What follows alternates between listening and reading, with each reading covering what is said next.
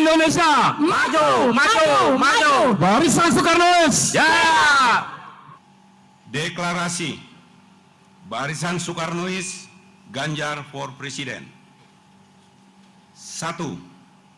Barisan Soekarnois Ganjar for Presiden adalah pejuang pemikir dan pemikir pejuang Soekarnois yang siap mendukung dan mengawal kemenangan Bapak Ganjar Pranowo sebagai saudara seperjuangan untuk menjadi Presiden Republik Indonesia tahun 2024. 2. Siap melaksanakan penggalangan dan penggunaan kekuatan dalam memenangkan Ganjar Pranowo menjadi Presiden Republik Indonesia. 3. Mengawasi dan menolak berbagai macam politik SARA yang berpotensi merusak persatuan dan keutuhan bangsa serta melawan narasi negatif seperti fitnah, ujaran kebencian, hoak pada proses pemilihan presiden. 4. Mendukung terwujudnya dan terlaksananya pemilihan presiden yang damai, aman, dan berkualitas dengan tetap mempertahankan prinsip politik akal sehat, mengedepankan politik gagasan yang bermoral dan bermartabat, serta menjunjung tinggi cita-cita Soekarno. 5. Menyatakan siap sedia menjadi garda terdepan dalam menjaga Pancasila, Undang-Undang Dasar 1945, NKRI, dan Bhinneka Tunggal Ika. Jakarta, 3 Juni 2023. Barisan Soekarnois Ganjar Pro Presiden.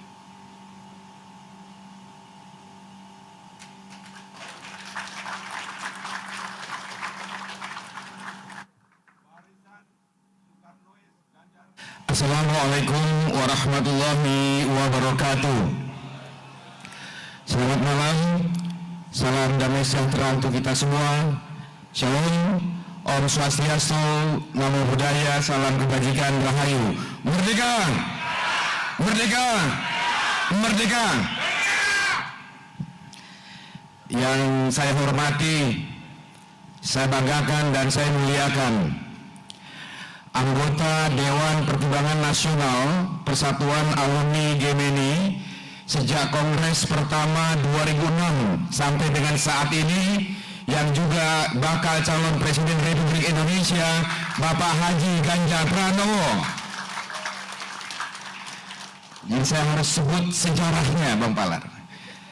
Mas Ganjar ini menjadi anggota Dewan Pertimbangan Nasional Alumni Gemini sejak Kongres PA Gemini yang pertama. Yang saya hormati teman-teman fungsionaris, saya harus sebut fungsionaris ini, alumni Gemini yang hadir. Ada Bang Palar, ada Mas Ketua Harian, ada Mas Pat, Bang Pata, Bang Riyad, Pak Ugi, Pak Riono, Pak Budi, ada Pak Soni di sana, ada senior di sana, Mas Koco, jauh-jauh dari Bandung, Kang Eka, Mas Yuda, dan semuanya. Mohon maaf jika tidak saya sebutkan satu persatu namanya.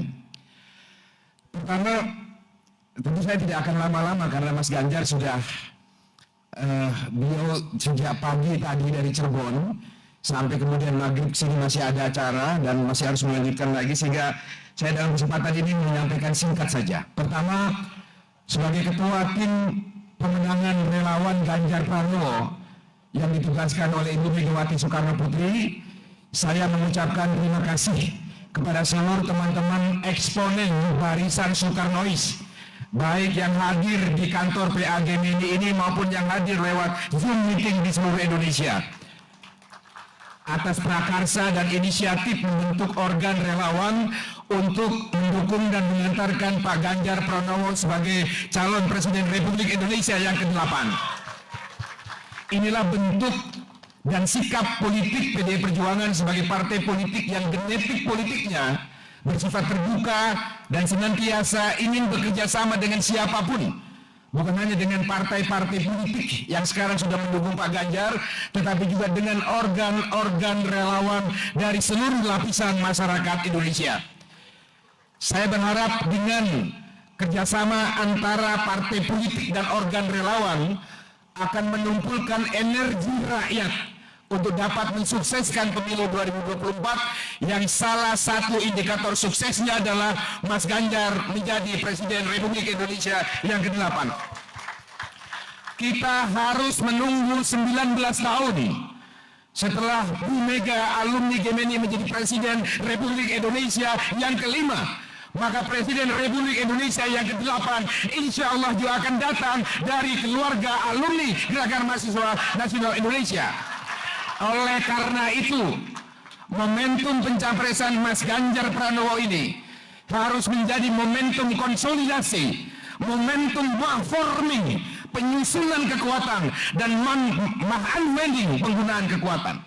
Oleh karena itu, seluruh elemen-elemen barisan Soekarnois, baik keluarga besar fungsionaris alumni Gemeni, keluarga besar Gemeni sendiri, keluarga besar Pemuda Demokrat, Kesatuan Buruh Marhenis, Perwanas, Pemuda Demokrat, dan seluruh barisan Soekarnois harus menjadikan momentum pencapresan Pak Ganjar sebagai sarana konsolidasi total. Oleh karena itu saya berharap setelah deklarasi ini, semua teman-teman eksponen barisan Soekarnois, baik dari struktur organisasi, kelompok maupun pribadi, segera turun ke bawah. Yang punya duit 1 miliar, wakafkan duit 1 miliar itu untuk cetak kaos Mas Ganjar, sebarkan seluruh lapisan masyarakat. Yang punya dana 100 juta, cetak spanduk, stiker, dan lain-lain, sebarkan. Sampai yang punya 1.000 rupiah, gerakan seluruh energi yang kita punya, sebarkan kepada rakyat bahwa Mas Ganjar Pranowo calon Presiden Republik Indonesia. Jadi jangan berhenti pada forum deklarasi ini. Yang punya kelompok arisan, kelompok pengajian, kelompok studi, sebarkan setiap hari. Mas Ganjar hari ini baru 36 hari dicapreskan oleh Ibu Mega secara resmi. Presiden capres-capres lain sudah jauh sebelumnya. Tetapi dalam waktu yang singkat, popularitas Mas Ganjar sudah tembus 80%. Sementara capres yang lain sudah hampir mentok, hampir 100%. Maka berdasarkan hasil survei yang saya pelajari, tingkat kesukaan publik kepada Mas Ganjar Pranowo sangat-sangat dan sangatlah besar. Maka bagaimana cara menaikkan elektabilitasnya? Caranya adalah tingkatkan popularitasnya. Bagaimana meningkatkan popularitas? Setiap hari bangun tidur, hubungi teman, hubungi saudara, hubungi pacar, hubungi kekasih, sampaikan Mas Ganjar adalah calon Presiden Republik Indonesia. Dengan demikian popularitas beliau akan naik. Nah, oleh karena itu sekali lagi teman-teman alumni Gemeni, Mas Ugi, teman-teman di seluruh Indonesia, inilah momentum bagi keluarga besar alumni Gemeni. Kita akan punya Presiden Republik Indonesia dari alumni Gemeni setelah Ibu Megawati Soekarno Putri Presiden RI ke-8. Ini Mas Ganjar jauh-jauh loh dari Cirebon, capek sekali. Beliau harus menyempatkan diri hadir untuk memberikan semangat dan menyatu berjuang bersama teman-teman sekalian. Mas Tok tadi berangkat dari Bandung, meninggalkan acara keluarga, karena Mas Tok juga ingin membuktikan sebagai bagian dari kekuatan Marhenis, beliau sangat concern untuk mengantarkan Mas Ganjar Pranowo sebagai Presiden Republik Indonesia yang ke-8. Jadi teman-teman sekalian, sekali lagi pesan saya sebagai koordinator relawan, Mas Diano silakan koordinasi dengan saya di kantor relawan di Ponorogo 72. Susun program, susun strategi yang efektif. Lakukan setiap hari, soft campaign dengan cara-cara yang menunjukkan keadaban kita sebagai seorang nasionalis. Saya yakin dengan demikian simpati publik kepada Mas Ganjar akan semakin tinggi. Saudara-saudara sekalian, saya kira demikian sambutan singkat yang ingin saya sampaikan. Sebagai penutup, saya ingin menyampaikan 3 pantun. 3 pantun. 3-nya itu begini. Menang total. Jangan lupa ini partainya Mas Ganjar loh. Pantun yang pertama. Jalan-jalan ke Pelawan. Beli sepatu di Pasar Anyar. Ayo rapatkan semua barisan relawan. Mari bersatu menangkan Ganjar. Cocok gak? Yang kedua. Burung Garuda terbang ke angkasa, turun ke darat hinggap di dahan. Dukunglah Ganjar jadi Presiden Indonesia bersama relawan dan PDI Perjuangan. Yang ketiga lihat tangan saya ini, yang ketiga. Perempuan cantik selalu terbayang. Ini karena udah di atas jam 9 malam nih. Perempuan cantik selalu terbayang. Bulu matanya lentik, rambutnya panjang. Jika Ganjar Pranowo ingin menang, aktivis Gemeni dan barisan Soekarnois harus terus berjuang. Terima kasih. Sekali lagi saya ucapkan terima kasih atas kerjasama ini. Semoga Tuhan meridhoi perjuangan kita. Amin. Wassalamualaikum warahmatullahi wabarakatuh. Om Santi Santi Santi Om. Merdeka! Merdeka! Merdeka! Merdeka! Merdeka! Merdeka! Assalamualaikum warahmatullahi wabarakatuh. Selamat malam, salam sejahtera untuk kita semuanya. Om Swastiastu, Namo Buddhaya, Rahayu. Merdeka! Maaf teman-teman menunggu begitu malam sampai larut. Tadi pagi Mas Tok telepon saya minta izin tidak bisa datang karena ada acara keluarga. Tapi di siang hari Mas Bas kontak saya, dikoreksi, Mas Tok akan hadir bersama Heni tadi. Dan kami komunikasi, dan ternyata saya dikirimi video oleh teman-teman tadi Mas Tok hadir. Dan ya kalau memang nasibnya tidak jumpa, apa boleh buat itu. Saya menyampaikan terima kasih pada seluruh barisan Soekarnois yang hari ini bertemu, kawan-kawan PAG MNI, para senior, maaf tidak sebut satu persatu, tadi sudah dikenalkan semuanya. Jadi Bapak Ibu, kawan-kawan, ada dua hal yang saya sampaikan. Yang pertama, tentu membawa nama barisan Soekarnois, pasti kita juga akan membawa seluruh pikirannya. Betul, tepuknya jangan keras-keras karena tidak ada sepeda di sini. PR yang sangat berat di tengah kondisi hari ini, dunia terdisrupsi. Tapi relevansi dari seluruh pemikiran Bung Karno sampai dengan hari ini bukan tepat lagi, makin nyata. Kalau kita bicara dalam konteks daulat politik, maka hari ini betul-betul kita diuji. Banyak di antara kita, termasuk saya kira, mendapatkan undangan-undangan dari banyak negara untuk berbicara di sana. Apa menariknya? Hampir semua diskursus yang disampaikan adalah kalau kita ke sana, itu akan mendapatkan sesuatu. Kalau saya berpikir, lebih baik kita bicara dulu di negeri sendiri. Karena itu jauh lebih penting. Elektoralnya ada di situ, persoalannya ada di situ. Bahwa kita membangun hubungan dengan mereka, iya. Jadi tanpa mengurangi rasa hormat saya pada beberapa undangan, saya sampaikan rasanya saya minta izin untuk berkonsentrasi lebih dulu. Sebenarnya saya ingin menyampaikan ada daulat politik yang harus kita jaga sehingga kita betul-betul cukup independen untuk menentukan nasib bangsa ini. Yang kedua, Bapak Ibu kawan-kawan, saya mengikuti hampir 10 tahun perjalanan Republik sebagai seorang eksekutif, memimpin daerah, kelas kampung di Jawa Tengah. Apa yang menjadi mimpi Bung Karno tentang keberdikarian kita dalam bidang ekonomi. Rasa-rasanya hari ini Pak Jokowi sudah makin memperkuat fondasi dan kemudian menunjukkan giginya di pentas dunia. Tentu banyak keberhasilan, tapi kita tidak boleh tutupi mana yang kurang untuk kita sempurnakan. Dan keberdikarian itulah tahap demi tahap mesti kita bereskan. Maka kalaulah kemudian kita berada pada satu sikap dan barisan yang sama, pasti Bapak Ibu tahu mana yang mungkin Bapak Ibu pikirkan dan sama dengan kita pikirkan untuk menjadi prioritas. Bapak Ibu, saya mau ceritakan saja. Kondisi yang sangat kapitalis dan kapitalisme global sekarang menggurita, tidak mudah kita menentukan sikap. Tidak gampang kita menentukan sikap. karena godaannya besar. Dan godaan, godaan paling kuat adalah ini. Maka kalaulah kemudian dalam sistem yang ada tidak bisa tembus, ini yang nembus. Itulah sebenarnya yang hari ini uji mental kita, uji sikap kita untuk tidak gampang tergoda. Maka dalam banyak keputusan, keberdikarian kita betul-betul akhirnya mendapatkan ujian yang tidak mudah. Saya senang, kita semuanya senang. Ketika bagaimana negara dengan seluruh daya upayanya mencoba mengambil sebagian besar saham Freeport. Luar biasa.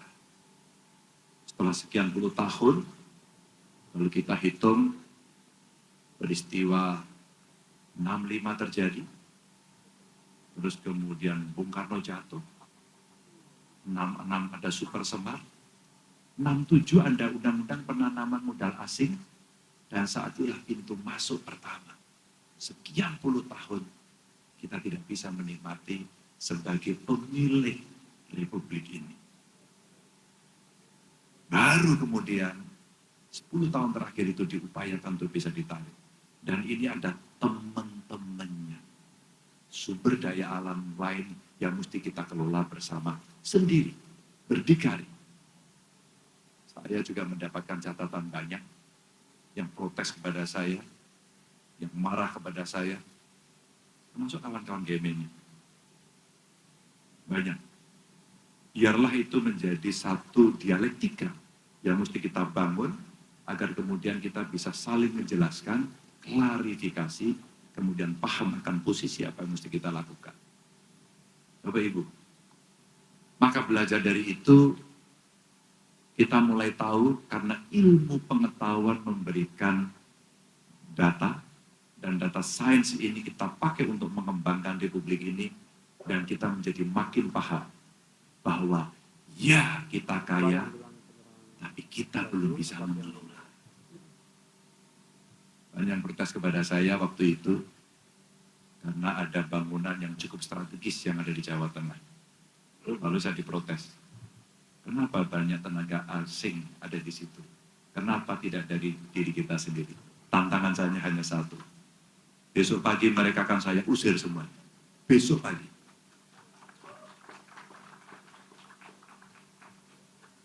Tapi bersediakah Anda untuk menggantikannya? Maaf. Belum. Maaf. Bapak Ibu, kalau kita tidak melakukan crash program untuk SDM yang unggul, maka sampai kapanpun kita akan ditinggal. Sampai kapanpun. Inilah yang menjadi perhatian kita. Kenapa pendidikan, penelitian, pengembangan wajib. Dalam sebuah komunikasi yang sangat terbatas, tentu dalam dinamika sebelum ada keputusan pada tanggal 21 April, kira-kira 3 tahun yang lalu, saya bertemu Bu Mega hampir 2 jam. Kenapa BRIN harus lahir? Juga dengan segala dinamikanya pada saat itu. Ternyata beliau sampaikan, kita belum bisa melakukan riset sendiri. Kita belum bisa mengembangkan sendiri. Maka pada saat itu, kalau tidak ada crash program, maka sekali lagi kita akan lewat. Lalu beliau sampaikan, satu, dalam politik pangan. Kita bangga pada saat FAO menyampaikan bahwa ya, kembali kita mendapatkan reward karena kita cukup tahan dalam pangan. Tapi pada beberapa bulan berikutnya, kita harus impor beras. Dengan kapasitas produksi kita yang hanya sekitar 5,7 sampai 5,9 ton per hektar, maka riset kita harus kita akui kurang. Maka lemah unwinding tadi mesti kita jalankan, rasanya keterlibatan teman-teman alumni GMNI atau bahkan teman-teman GMNI yang peduli, yuk kita masuk pada ruang ini. Seorang alumni yang sangat senior menyampaikan kepada saya, lihat Perancis, di mana sebagian nasional income-nya itu berasal dari benih, seed. yang disebar ke seluruh dunia. Itu hasil riset. Waktu saya ke ITB, saya sampaikan pada kawan-kawan, di mana ITB mengatakan sebagai Bioscience University. Apakah kita tidak bisa kasih penugasan kepada mereka? Kasih penugasan. Pangan di kami, kelautan perguruan tinggi mana, energi perguruan tinggi mana, dan itu harus dilakukan dalam waktu yang sangat pendek. Kalau tidak bisa kita mengejar. Dengan perubahan global yang seperti ini. Bapak Ibu, keberdikarian ketika Bung Karno menyampaikan itu, kita belum berada pada titik yang optimal. Tapi Mas Bas tadi, biasanya Mas Bas ini nemenin saya. Bang Bata, keliling. Tadi di Cirebon. Kami sangat senang ketika kemudian budaya kita begitu kuatnya. Dan tokoh-tokoh budaya hadir di situ. Tapi apakah mudah mempertahankan budaya itu? Oh tidak. Karena aksesibilitas mereka para seniman budayawan belum mendapatkan ruang yang lebar. Ekspresi kemudian menjadi sangat marginal. Kalah dengan sebuah industrialisasi seni yang gegap gempita. K-pop umpama. Drakor umpama. Penyuka drakor boleh angkat tangan? Yang sudah membeli tiket Coldplay? Oke. Atau yang kemarin sudah menonton Blackpink? Oke. Itulah yang akan terjadi. Maka kami bangga betul ketika masih mendapatkan satu sajian yang sangat langka dalam setiap kunjungan saya, yang di Cirebon masih melukis kaca. Dengan sangat bagus, dengan sangat indah. Dan kalau saya tarik mundur ketika saya mengunjungi Museum Brobach yang ada di Belanda, museum militer itu, ternyata di bunkernya dia ada keris, ada lukisan wayang, ada cermin mbah kita yang sangat kuno di kampung itu, bahkan termasuk lukisan kaca itu. Terbayangkan Bapak Ibu, dia menyimpan karya kita. Tapi pada sisi yang lain, sebelum saya kemudian ngebut sampai ke Jakarta dan bertemu Bapak Ibu sekalian, saya bertemu dengan Gen Z. Gen Z ini luar biasa dengan pikiran barunya, yang dia selalu menantang kondisi dan mereka mencoba untuk menyesuaikan dengan peradaban kekinian. Dunia digital. Apa yang mereka lakukan? Saya, Pak Ganjar, sedang mengekspresikan diri saya dengan segala kebebasannya melalui medsos. Saya orang yang haus akan informasi yang saya dapatkan dengan sangat cepat di situ. Meskipun sebagian di antaranya adalah hoax. Bapak Ibu, itu yang terjadi. Hoax. Ketika saya berkeliling pada 2 provinsi, yang sering juga menjadi battleground dalam setiap politik, Jawa Barat, KPK, dan Banten. Pak Jokowi kalah terus. Setelah saya tanya pada ulama, pada para tokoh yang berkenan waktu itu saya jumpai, mereka mendapatkan satu hoax saja. Orang obor rakyat, di mana dengan satu stand Pak Jokowi PKI, maka betul-betul dipercaya. Bapak Ibu, literasi kita baru sampai di situ. Jadi Mas Bas menyampaikan setelah deklarasi apa? Mari seluruh isi Google, seluruh isi YouTube, seluruh isi medsos, IG, TikTok dan seterusnya kita bombardir dengan cerita literasi yang benar. Bapak Ibu kawan-kawan, kita main di situ, Anda main di situ, atau kita kalah. Maka sekaligus saya ingin menyapa kawan-kawan yang tidak hanya hadir di Cikini ini, tapi ada kawan-kawan kalau saya baca, umpama ada Banten hari ini, Bung Romli, Anda masih ngopi di situ, ada Bung Itong di Jember, Bung, ya, halo Bung Itong. Ya, belum sempat syukur dia. ada dari DPC PA Gemeni Sintang. Lalu dari Sintang, ada juga dari satu-satu, agak jauh dan kecil, dari Sintang, dari Makassar. Waduh, dari Makassar. Oke, ini hadir dari banyak tempat ini. Dari Baim di mana nih Baim? Iya, nggak apa-apa. Kaosnya hijau, boleh. Gemeni Taliabu, wah ini dari PA Taliabu, terima kasih dari PC. Kemudian ada lagi, boleh agak besar dikit nggak? Ini matanya sudah agak kelihatan. Apakah mata saya min atau memang sudah malam? Ada juga kemudian Raden Hemawan, wah oke. Ada Bung Ade, terima kasih. Ya. Ada dari Banyuwangi. Oh, tadi keseniannya ya Mas Bas. Ini dapilnya Mas Bas. Oke. Oh ya. Sony. Oh, dapilnya sampean. Oke. Berbaik-baiklah. Oh, ada Bung Sony di sana, tapi ini Sony-nya Sony yang ada di daring. Makasih sudah hadir. Terus kemudian mana siapa lagi? Opan Sadiman. Oh, masih melek. Tempatnya di mana tadi?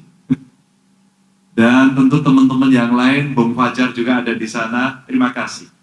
Kalau di antara kita, PA, GMNI, dan kemudian kita semua membombardir dengan kebaikan itu, maka Bapak Ibu, kita akan menjadi sebuah kekuatan yang tidak kecil.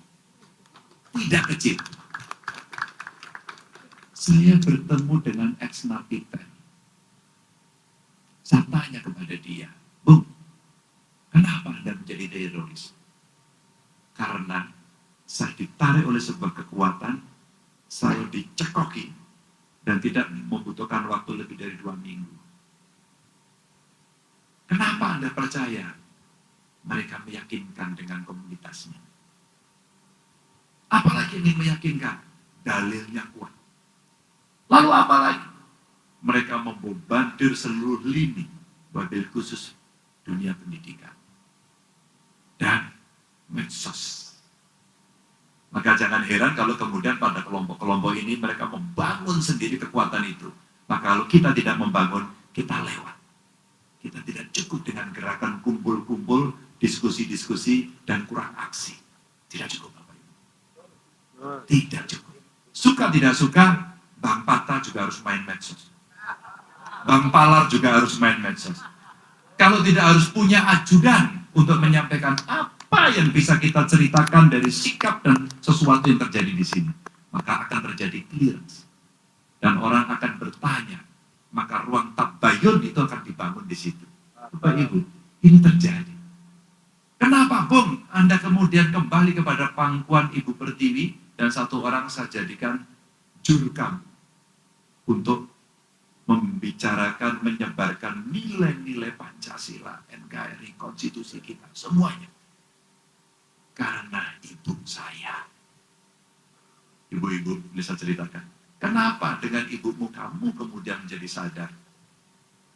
Karena ketika saya menyimpan senjata, ibu saya diperiksa dan ibu saya menangis karena ibu saya tidak pernah tahu bahwa saya ikut dalam barisan itu. Saya merasa berdosa terhadap orang tua. Adat masih dipegang. Kepribadian dalam kebudayaan kita masih ada. Tapi siapa yang kemudian intens untuk mengelola itu?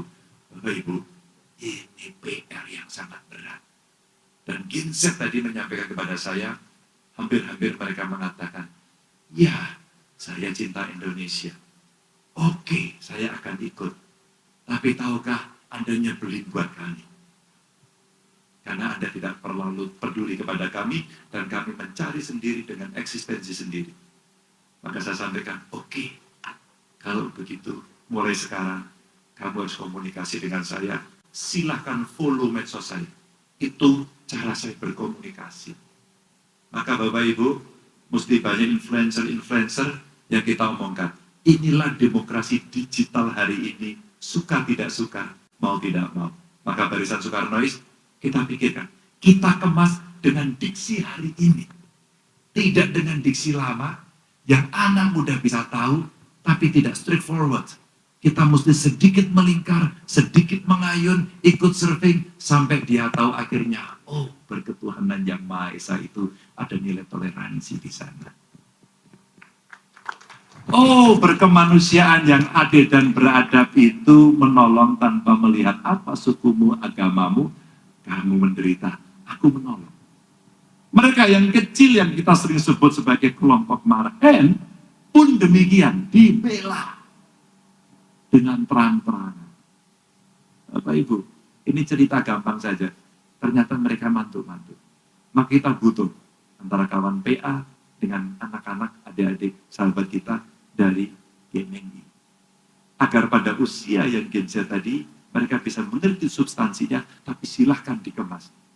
Seperti layaknya Mas Bas yang melakukan moderasi antara bagaimana keinginan partai dan para relawan dengan smooth. Sehingga mereka mau berkantor, disiapkan kantor beradu gagasan, dan kita harapkan nanti teman-teman Barisan Soekarnois datang juga ke sana. Bapak Ibu, terima kasih. Saya mendengarkan tepuk tangan itu sudah demikian mengecil. Menunjukkan waktu kian malam. Dan saya harus tahu diri untuk berhenti. Salam untuk semua yang ikut daring. Salam untuk teman-teman semuanya. Setelah pertemuan ini, kita tidak pernah putus. Kita akan menggelinding menjadi snowballing yang makin gede, dengan kekuatan yang makin ideologis, makin tertata, makin modern, dan itu adalah kekuatan Soekarnois yang hari ini hadir. Assalamualaikum warahmatullahi wabarakatuh. Merdeka! Merdeka!